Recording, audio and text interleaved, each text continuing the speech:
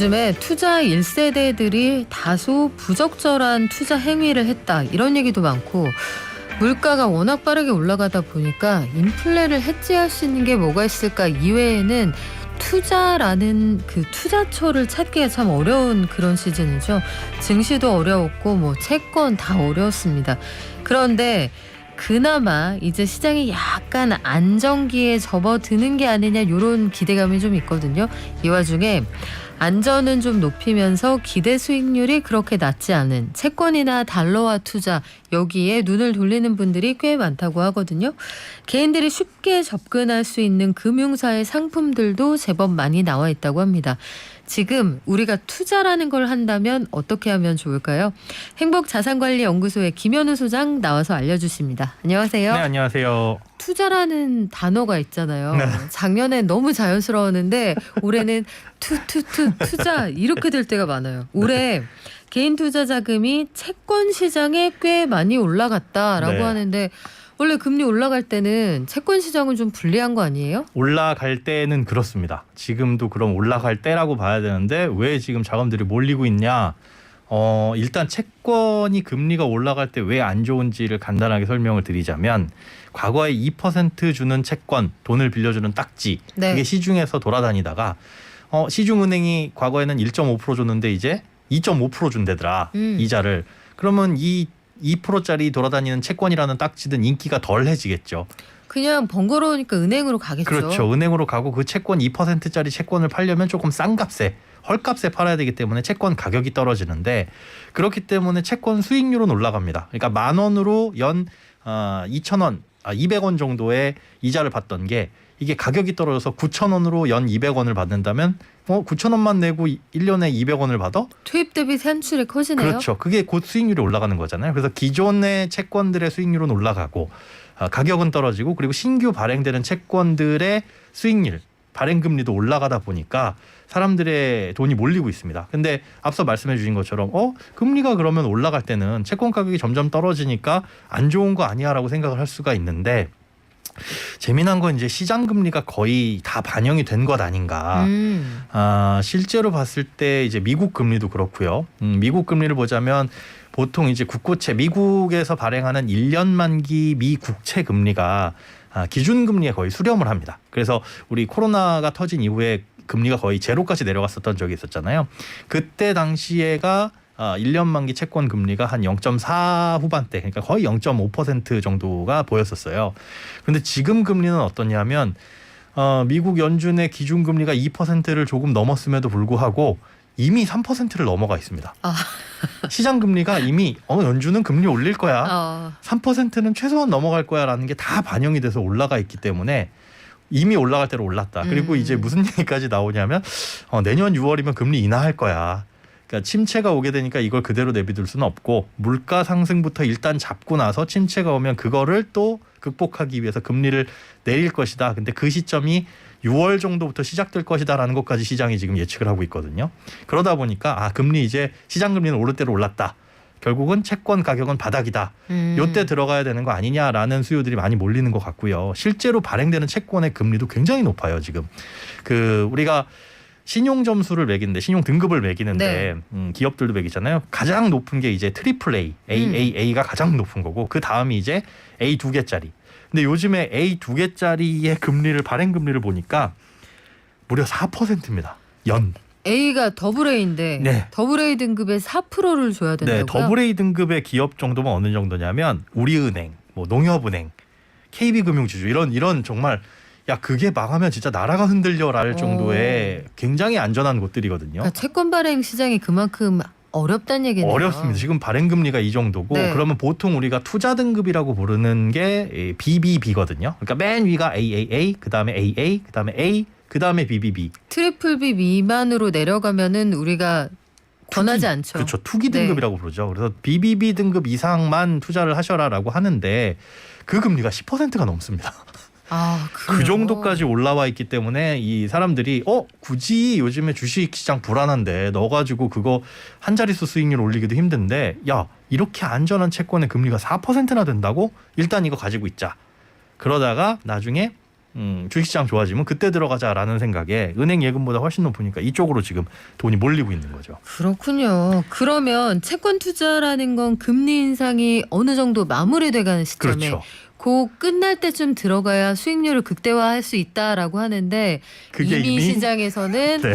더 이상 오를 수가 있겠어 이렇게 네. 본다는 얘기네요. 시장 금리는 다 마무리됐고 물론 이제 한국은행, 중앙은행들의 기준금리는 올라가겠지만 우리 다 아시잖아요. 연말까지는 뭐 몇 차례 올릴 건데 그래도 0.5%포인트 뭐 이 안에서 왔다 갔다 할 거야라는 걸 이미 다 알고 있기 때문에 시장에서는 그 금리가 다 반영이 됐고 그래서 금리 인상의 끝물이라고 판단하고 지금부터 이제 매수가 늘어난다고 볼 수가 있겠습니다. 그러니까 국토 종단을 한다고 했는데 이미 해남까지 가 있는 거예요. 맞습니다. 그럼 해남까지 가면 더 갈 데가 없잖아요. 없습니다. 다시 상경하겠구나 요 느낌이라는 건데 그렇죠. 채권에도 직접 투자도 있고 네. 뭐 펀드도 있고 ETF도 있고 여러 가지가 많잖아요. 네. 수수료, 세금 이런 것까지 따진다면 개인이 투자한다. 일단 어디로 가볼까요? 사실 가장 좋은 건 직접 투자가 지금으로선 가장 좋은 것 같아요. 뭐 뉴스 기사들 조금 더 검색해 보시면 AA 등급 채권 이렇게 검색하면 실제로 증권사들에서 이 떼우거든요. 이게 도매상이라고 보시면 됩니다. 증권사는 채권을 어느 기업에서 발행을 하는데 예를 들어 뭐 1,000억 원어치 발행을 한다. 그러면 A 증권사가 100억 원어치 떼우고 뭐 B 증권사는 한 200억 원어치 떼우고 이렇게 떼온 채권을 개인들이나 기관들에 팔기도 해요. 그런데 그 개인들한테 팔 때 몇 월 며칠에 우리가 채권을 팔 테니까 파시고 싶은 사람 손들고 돈 모아주세요라고 하는데 이게 거의 그날 완판이 돼버리거든요. 와. 그럴 정도로 인기가 높으니까 그걸 쥐면 가장 좋은데 왜 요 채권이 제일 개인 직접 투자하는데 좋으냐. 일단은 세금이 저렴하다고 보시면 됩니다. 채권도 저렴한 가격에 사서 비싸게 파는 요 매매 차익 있잖아요. 주식과 마찬가지로 이 매매 차익, 직접 투자의 매매 차익에 대해서는 세금을 부과하지 않아요. 그리고 채권에서 나오는 이자에 대해서만 이자소득세를 내게 되는데 15.4%죠. 그런데 우리가 채권을 금융상품으로 간접 투자할 때 보통 이제 ETF라든가 채권형 펀드 같은 것들이 있죠. 이런 것들은 그냥 내가 아무 때나 발행일을 기다리지 않고 그냥 지금 당장이라도 주식시장 MTS 로그인 해가지고 바로 채권형 ETF 뭐 이런 거 살 수가 있는데 단점은 뭐냐면 싼 값에 사서 비싼 값에 팔 때 이 매매 차익에 대해서 세금을 부과합니다.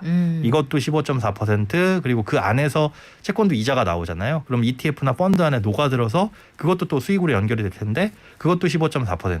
그러다 보니까 실제로 채권 투자하는 거에 비해서 세금적인 부분은 좀 많이 들어가더라. 그러면 수수료를 비교를 해봐야 되는데 뭐 ETF나 채권형 펀드는 수수료 보수는 거의 적습니다.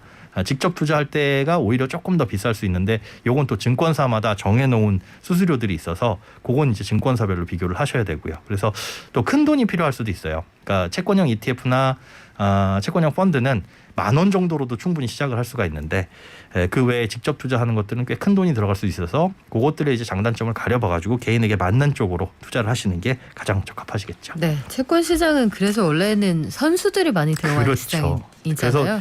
얼마 전에 그 증권사에 계시는 분한테 요즘에 돈 많으신 분들은 뭘 찾아요라고 말씀드리니까 그냥 바로 답이 나오시더라고요. 더블 A 채권만 판다. 보통 이제 증권사에서 트리플 B 정도의 채권들을 판매를 했었는데 요즘엔 취급 자체를 안 한다라고 말씀을 하시더라고요. 굳이 리스크가 조금이라도 낀 거를 판매를 하려고 하지를 않는다. 왜냐하면 AA 정도의 등급의 채권이 금리가 이렇게 높기 때문에 지금 시장 분위기가 이렇게 지금 형성이 되어 있습니다. 참 채권 시장도 공부해 보면 재밌는 게 많은데요. 네. 요새는 많이 달라졌습니다만 예전만 해도 그 큰 돈이 오가는데 야후 메신저로 거래할 때 그걸 사용해서 야후 메신저가 한번 멈췄을 때 난리가 난 적이 있었습니다. 이게 불과 한 10여 년 전 얘기예요. 엄청나게 오래됐네요. 자, 채권도 네. 직접 투자 외에 이런 방식으로 투자할 수 있다 말씀을 드렸는데 네. 달러화가 강세잖아요. 예, 그렇죠. 그리고 강달러 때문에 환차익을 추종하는 여러 상품들이 있다고요. 맞습니다. 근데 달러 ETF 수익률 같은 것들이 그래도 괜찮을 것으로 예상이 되지만 오를 만큼 올랐잖아요. 환율도. 그렇죠. 이게 지금이라도 달러에 투자한다. 이게 도움이 될까요? 많은 분들이 지금 올라 있으니까 이 달러 지금이라도 사야 되나 생각을 하실 텐데 사실 굉장히 부담스러운 가격이긴 합니다. 우리가 1,300원대를 돌파한 게 굉장히 오랜만에 보는 숫자잖아요. 그리고 여기서부터 더 오를 수 있을까? 사실은 어떤 자산이든지 간에 미래의 가격을 예측하는 것 자체가 큰 의미가 없다고 봐요. 당장의 내일 어떻게 될지도 모르는 건데 앞으로 향후 방향을 물론 이제 전망 정도는 할 수 있겠죠. 그렇다고 해서 강달러가 앞으로 더 오래 갈 것 같습니다. 왜냐하면 미국이 금리를 꾸준히 올릴 것이고 그동안에는 뭐 달러가 약세로 돌아서진 않을 것입니다라고 보는 전망이 우세하긴 하지만 그렇다고 해서 지금 1달러당 1,300원 정도인데 이게 1,500원 갑니다. 1,700원 갑니다.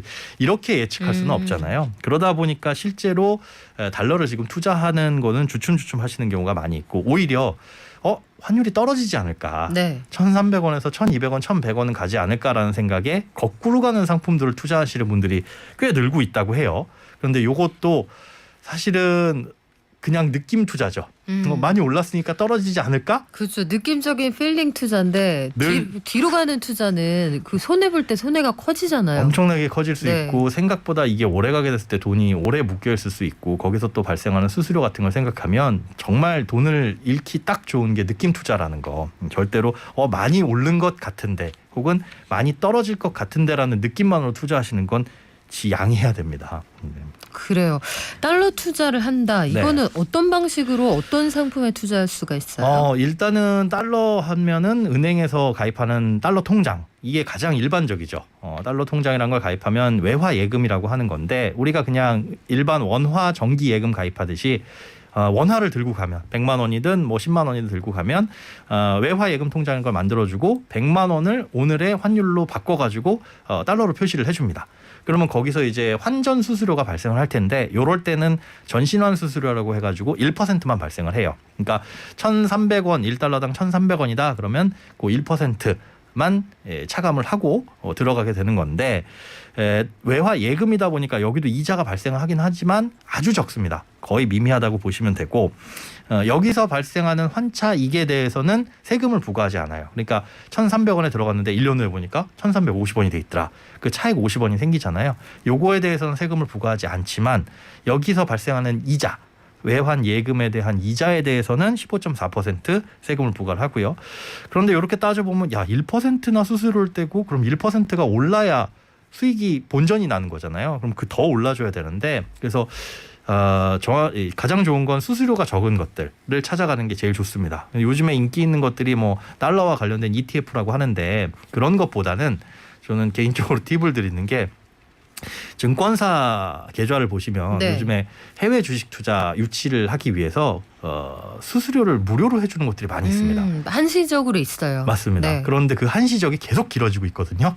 거의 제가 지금 작년 재작년서부터 무료 수수료 이벤트 올해 말까지입니다라고 그러네요. 계속 길어지고 있어요. 만리장성이에요. 네.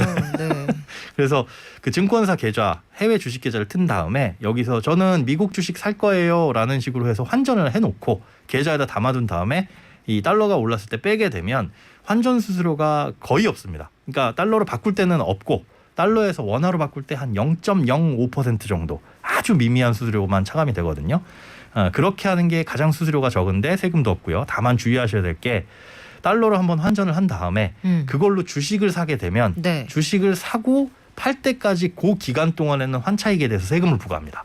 그러니까 나는 환차익만 환율에 대해서만 투자할 거야 하시는 분들은 주식이나 뭐 다른 것들 사지 마시고 환전만 해놨다가 바꾸시면 이게 가장 수수료가 저렴한 현재로서는 방법이다.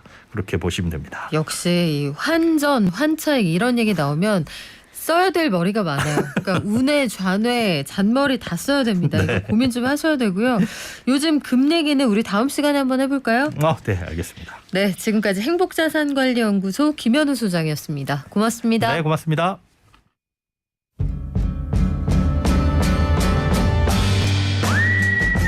지금 여러분께서는